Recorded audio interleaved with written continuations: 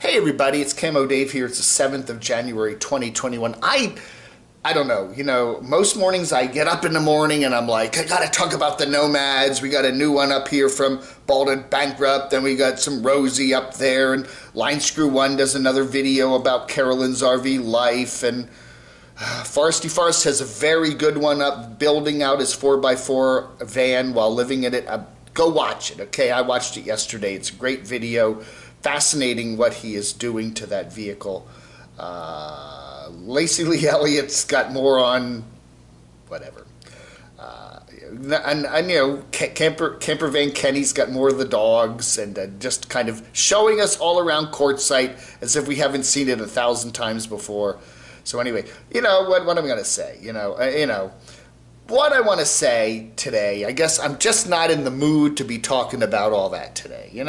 With what happened yesterday afternoon, I'm sitting here doing my afternoon show, and one of my good buddies there calls me up and says, turn on the TV, and something crazy's going on. And, I wasn't, and I turned it on, and I'm like most of you guys, really shocked by what I'm seeing.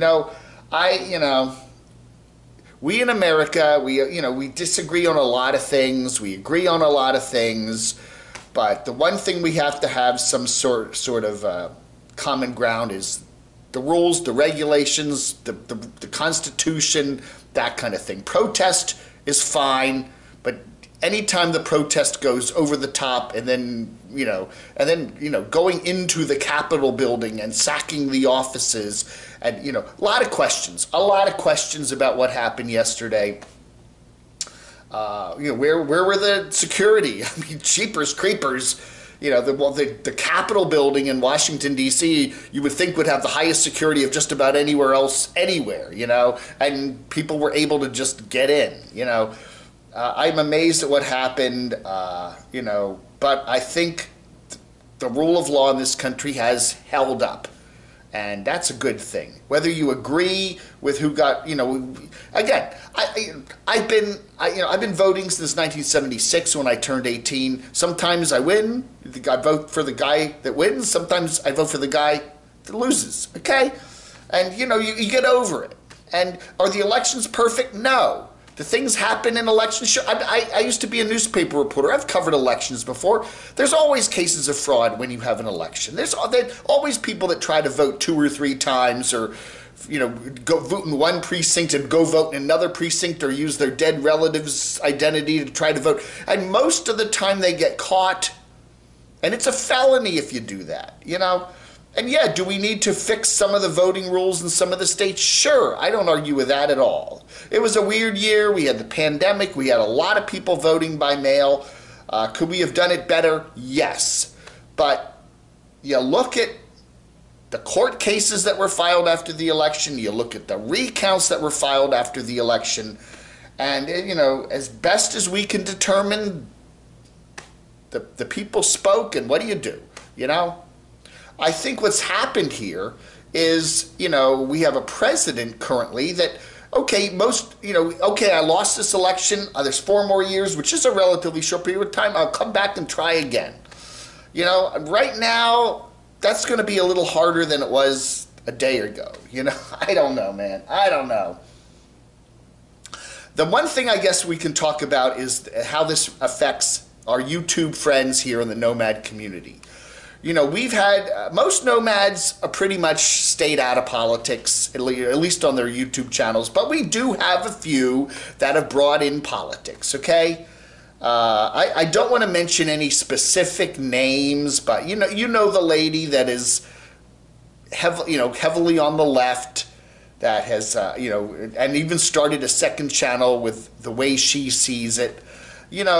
She's probably lost a bunch of subscribers on her channel because she's talked a lot of politics.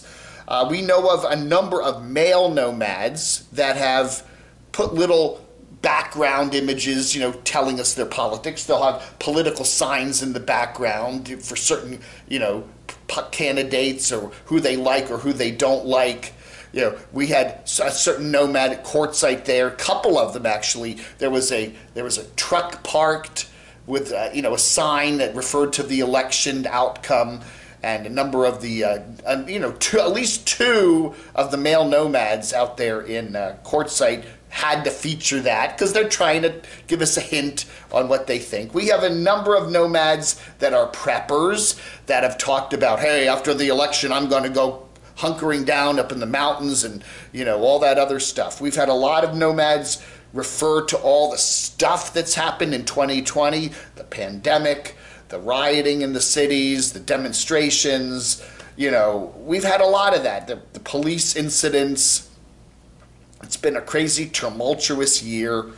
I don't know. I guess what I'm asking here for you today is give me some of your comments about how you think this is going to play out. How are the nomads going to react to this? I think most of the nomads that I cover, at least, they seem to, a lot of nomadic people tend to, I think, lean to the more conservative side of the spectrum.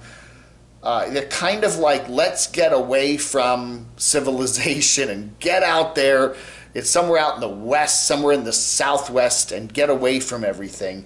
Because they kind of fear, urban communities here, are kind of where a lot of the action happens. I don't know.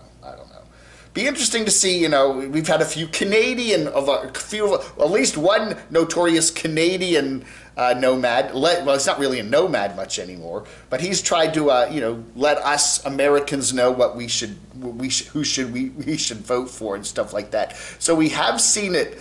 We have people talk about, there's certain nomads that continually bitch about the pandemic and masking up and stuff like that, and they also throw in some stuff. We've had some nomads that have gone, told us about their MGTOW, men going their own way, which is, a relationship kind of thing, but it also involves some politics about, how women are treated in our society. So there's we do get politics in a lot of these videos, a lot of these nomads. Hey, it's the world. Politics is a big part of it right now, especially lately. So I'm just curious, what do you think? I just would like, I don't know. I have, I'm 62 years old. I think I've seen it all. I think I've seen the Capitol building stormed and ransacked, and I don't know, man. I thought, maybe I would avoid that in my life, but I got to at least see it on television, right? I used to live in the Washington area. I've, lived in the Washington area for 40 some years. I've been down on the mall a lot. I've actually been to a few demonstrations just to kind of see what's going on. I'm not really a sign holder. And, I remember back in the Gulf War, there were a lot of demonstrations going on, and, me and my nephew would go down and I took pictures and just to kind of, take the subway down and meet some of the people and see what was going on. I've never seen any violence. I've seen police lines and stuff like that, but I've never seen any actual violence or anything. And, most of the demonstrators that you see in Washington are usually just good old honest citizens that want to get their voice out there, and then you've got the rabble-rousers. We're not going to even get into that. But anyway, how does this affect the nomad community? I'm curious what you think, how you think it's going to, people are going to be more and more likely to prep. Do we see more of this kind of stuff coming up in the future? Not just prepping, but, getting off grid and disconnecting from society. Do you see, the supply chain getting disrupted? Do you see the new president is maybe helping things get back on track? Do you see the former president continuing to rabble-rouse? I don't know. It's going to be very interesting the next 4 years. But that's American politics.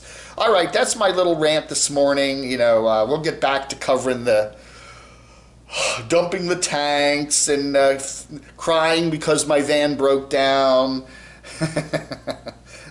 Sitting on your butt out there in the windy Quartzsite, eating gloppy food. We'll get back to that later this afternoon in some of your comments. But I'm curious, what do you think about yesterday's events? And how does that play out for the nomads and the overall prepping community?